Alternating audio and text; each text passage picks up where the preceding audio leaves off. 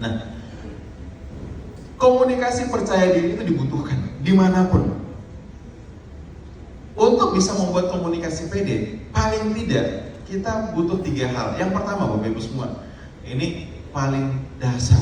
Kita memang harus memahami yang namanya kadang kita itu enggan berkomunikasi dikarenakan mungkin kalau bisa disimpulkan ada rasa takut.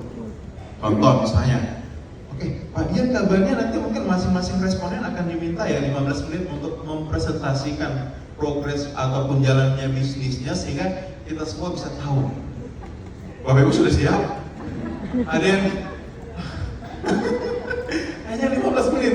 Aku sederhananya misalnya begini Bapak Ibu semua, tiba-tiba WA-nya bunyi. Ada keluarga chat, Pak, Bu, sebentar malam mungkin minta tolong kasih kata sambutan acara nikahannya ponakan, sepupu. Mungkin pas duduk begini terus so tidak tenang karena sebentar malam so kasih kata sambutan, padahal ngasih kata sambutan mudah apa gampang? Oh, gampang susah. Mudah apa gampang? Gampang susah. Gampang kan? Sering nggak kita ke pesta?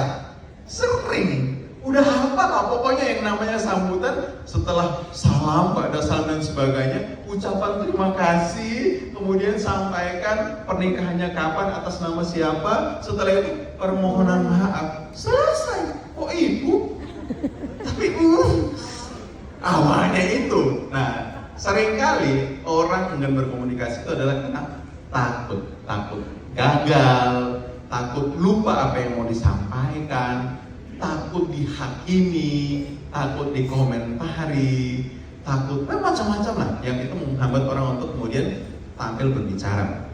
Nah, satu tips sederhana yang ini bisa Bapak Ibu lakukan untuk bagaimana mengatasi takut.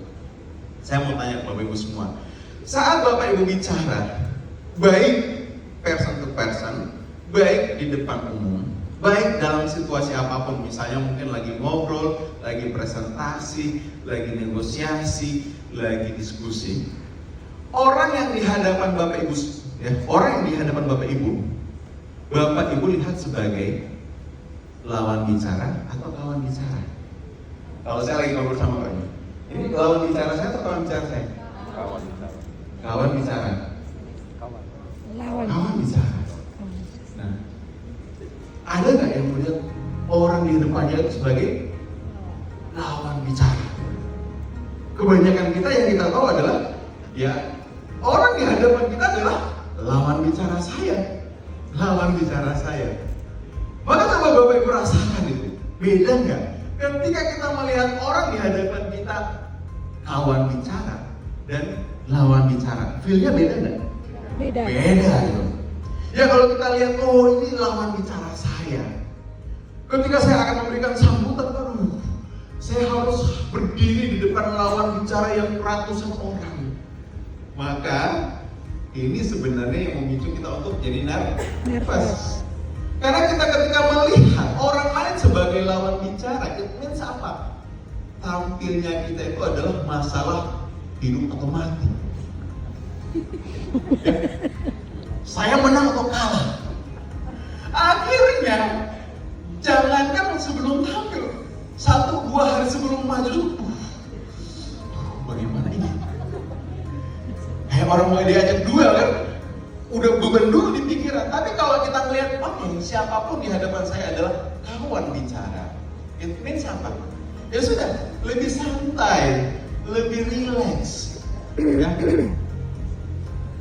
Anggap saja, oke, saya ketika diminta kata sambutan, ya saya menjamu kawan-kawan saya. Feel-nya adalah sebagai tuan rumah, ya, apa sih yang mau saya sampaikan ketika teman-teman saya datang di acara? Ya sudah, nanti itu yang akan kemudian mengalir dengan sendiri.